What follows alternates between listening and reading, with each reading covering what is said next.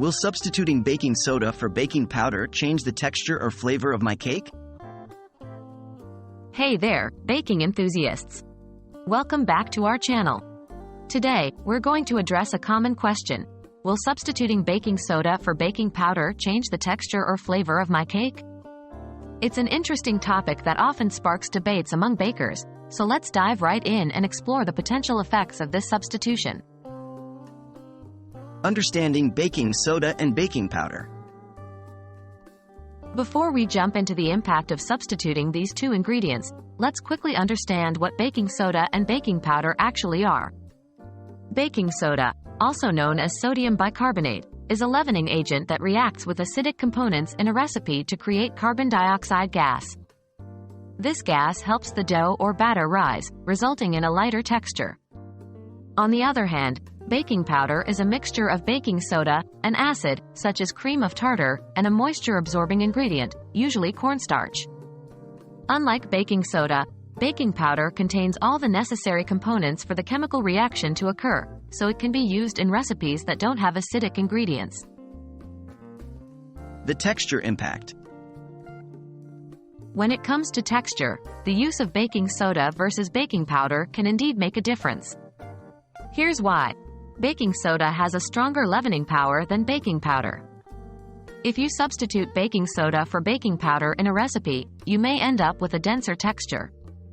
This is because baking soda's stronger reaction may cause the batter or dough to rise too quickly and then collapse, resulting in a more compact final product. On the other hand, baking powder provides a more controlled and balanced leavening action. It's designed to release carbon dioxide gas at different stages of the baking process, helping to create a more uniform texture with a lighter crumb.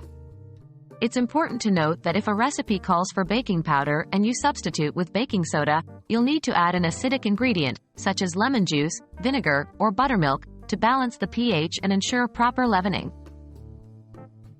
The flavor impact. Moving on to flavor, substituting baking soda for baking powder can have some influence, but it's usually minor. Here's what you need to know.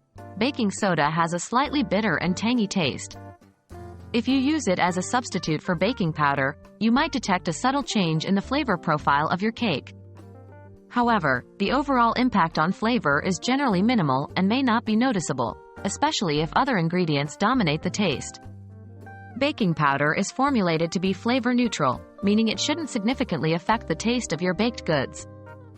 It's specifically designed to provide leavening without introducing any noticeable flavor changes.